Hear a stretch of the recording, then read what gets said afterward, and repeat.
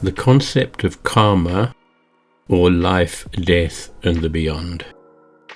I just wanted to share some thoughts based upon my limited understanding of the teachings of the Buddha. To me, karma is ever present, an unfolding of charge that we carry and consciously or not identify with. All actions, possibly thoughts as well, arise from the past. Everything that arises is a product of that which went before. Were we ever truly in control of our path, or is that too an unfolding, developing path that only comes into being based on what we have given energy to in the past? Did we choose when and where we were born into this earthly reality? Some believe we did, some believe we didn't, others just say, what the heck. Most never question this, and wisely so, because answers to this sort of question cannot be found looking through the eyes of consequence. Did we choose our parents, our siblings? Did we choose a time of war or peace? Or did the time, place, conditions of our physical birth arise from charge that went before? Karma could be an easy out to many of our problems. Many years ago, it was a common catchphrase, "Oh, it's their karma.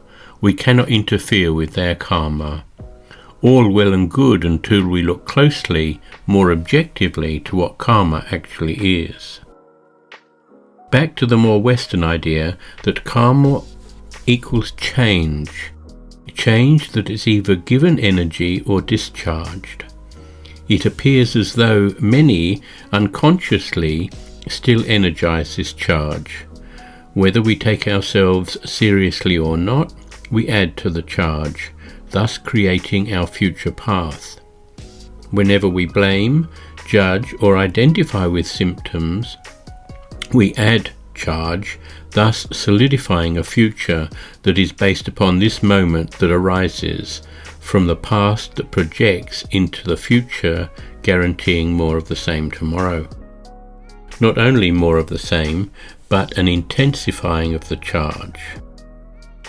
Finding ourselves in an even more intense situation, we struggle to find something to do about the growing intensity.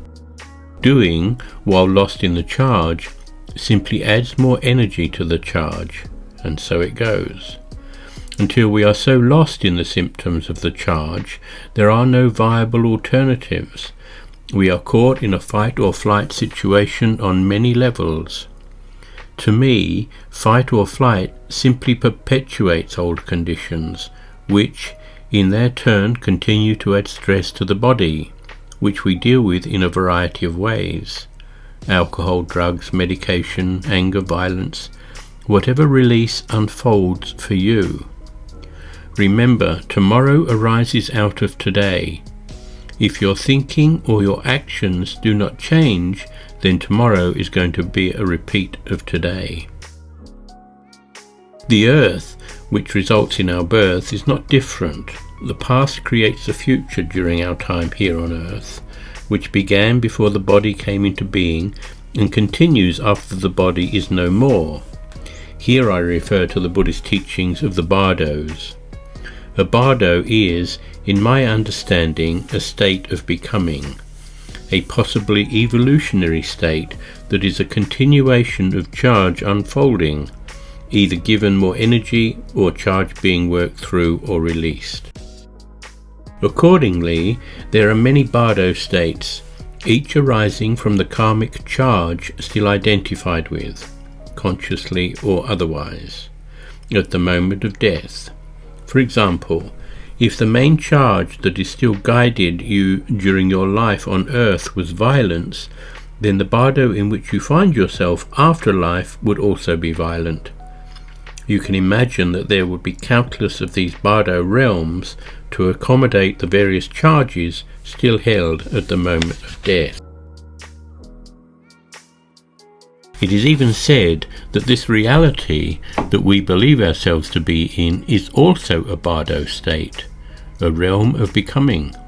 If this is so, and I strongly suspect it is, then the physical life on Earth is just a part of a bigger unfolding.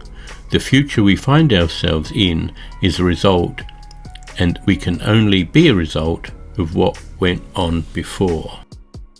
There seems to be many calls to dream a new dream, yet how can that be possible while the dreamer remains a victim to their past?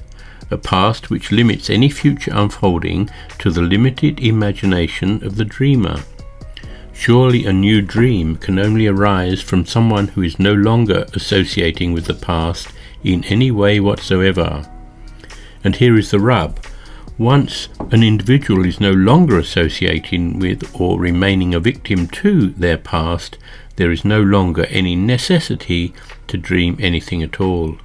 The need for a new dream only arises from the mind of the individual still identifying with the past, hence the apparent need for change.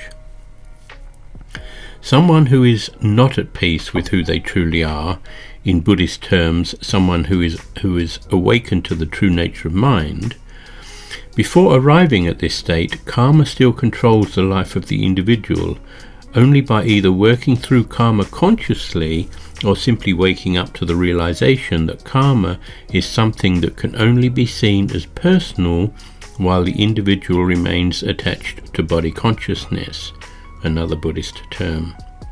This being the case, when charge has been released, then there is no longer exists an I that the word karma can be associated with.